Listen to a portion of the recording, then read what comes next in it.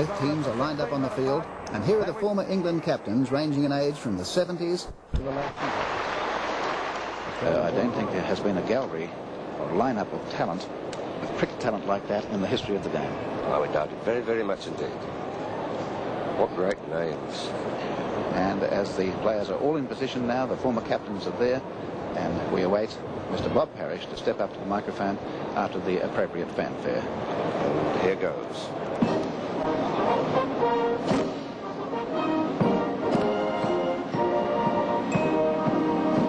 The Australian Cricket Board has been able to bring to Melbourne to join with us in celebrating this centenary of Test cricket between England and Australia more than 200 great players of previous years.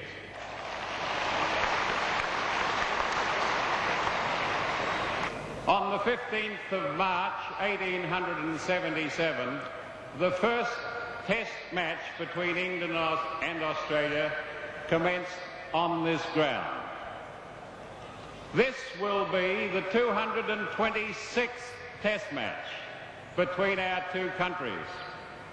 It will certainly be a test to remember, and just as certainly a test of memories. And may I hand to you, Greg Chappell,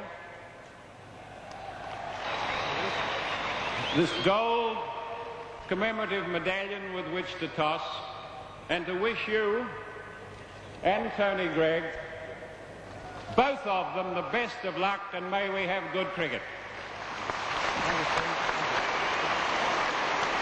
To the middle of the pitch they go. Now that they'll have a look at this before the toss, and we're standing by now for this all-important toss.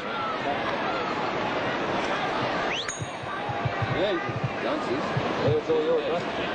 Right, you can have it, right? Well, Danny. Thank you very much. Good game. Play will start in just 10 minutes' time. The umpires are scheduled to arrive on the field in 5 minutes.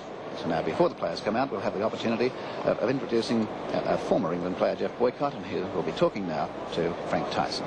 Jeff, interesting decision of Tony Greig's. Won the toss and decided to bowl. I hope he doesn't live to regret it in this great occasion match. And I think it basically stems from the fact that England is worried about its batting. They're so worried about the batting that they put Amis down to 4. They've got Fletcher at 5, who's never done very well against Australia in the last couple of series. And I think all in all, they're a little bit frightened that Lilly will get into them fairly quickly. And all right, they may say that on the bonus side for England, that John Lever's bowled very well in India. Bob Willis and Chris Hole have supported him well in India. But even so, I think it's a step which he may live to regret. And as the Australian Open has come out, it's good morning here in Melbourne to make his maiden appearance on ABC television. Jim Laker. Good morning, Jim. Thank you very much, Norman. So there's Ian Davis, my first look at Ian Davis to receive the first ball of this really momentous game from John Lever, coming in here over the wicket to him.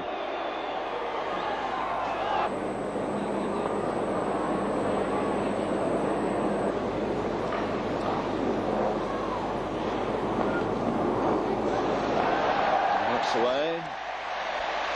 Leading Fletcher and off the pad, I think. It's a leg by signal. So the first score going on the board, but no run checked on the bat.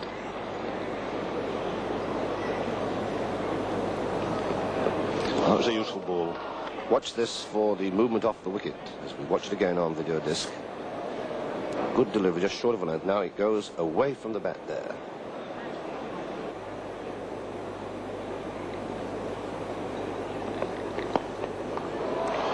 Good runs there. Pushed away, wider mid-on. And Derek Randall there as the fieldsman as Davis opens his account with a couple of runs. Now there's an interesting character that I'm quite sure Australian crowds have a lot of amusement for. Brilliant fielder, possibly one of the best that we've turned out in the home country in the last few years.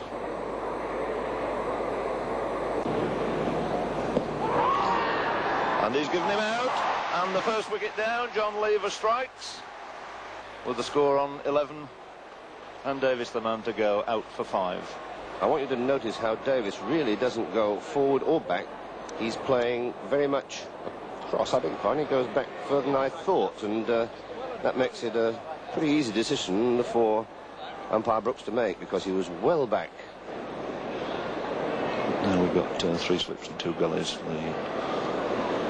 The batsman leg slip being totally dispensed with, and Lever comes in, bowled his first ball, goes in.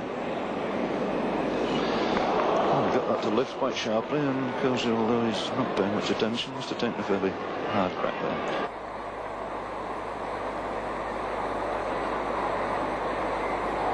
So Willis again. Sean, he's pulled it on. He's hit him in the face. He's hit him in the face, he's dragged it onto his wicket. Oscar looks as though he's got a nasty cut there. It seems as though he's spitting out some blood, and the England players immediately call in for somebody to come on and give him some treatment. That looks to be a nasty one. Let's see if we can determine where it hits McCosker. McCosker going for the hook, fails to move sufficiently in the line and inside the line, and takes a blow, I would say, about on the cheek. It goes onto his hand, and then he drags it down onto his stumps. Well, that was a most unlucky dismissal. Well, that is a bad beginning for Australia. 2 wickets down for 13. In comes Greg Chappell. He's on his way in now to Greg Chappell, and getting a roar as he comes in. Bowling a pretty good one on line to start with. Oh, very good. At least.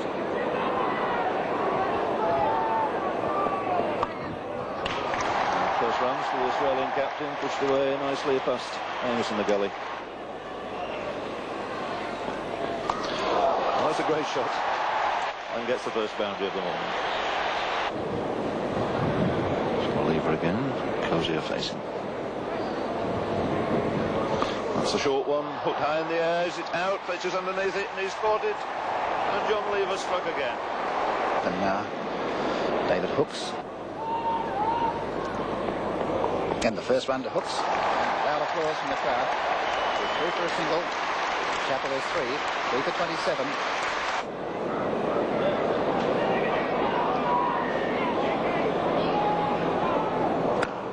And that's a fine shot. 24, they've taken 2. Going for 3, Randall Feeling.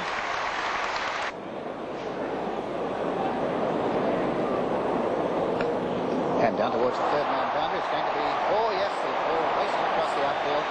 Into the fence it goes.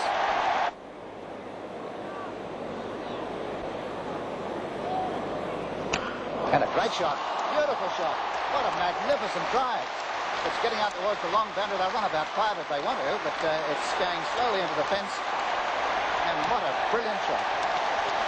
That was a glorious shot. We'll watch 5 days perhaps of Test cricket here, but we won't see a better shot than that. Look at that. It's absolutely copybook.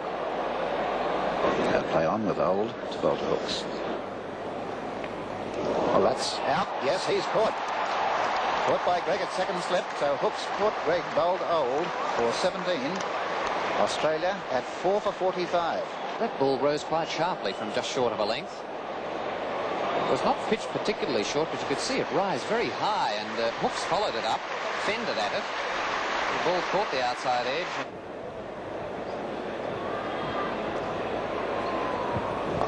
And square, they're going to be runs here. Chase for Woolmer, and Walters will get 2. And that's Australia's 50 up. They have struggled and battled to get there, but they're 4 for 50. 50 runs taking 1 hour and 35 minutes.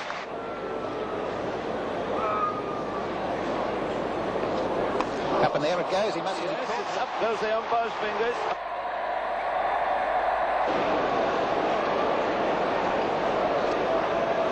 And back over the head of the bowler down towards the boundary. And that's the first aggressive shot of that nature we've seen for a couple of hours. And bowled him. Chappell has been bowled for 40 by Underwood. And bowled, it's all over. All out 138. Much to the joy of Derek Underwood, who cleans up the Australian innings and finishes with the fine figures of 3 for 16. And I think I'm right in saying that Greg Chappell's wicket was his 250th in Test matches. So well done by England to get Australia all out for 138. Here's Bill Jacobs. One of the features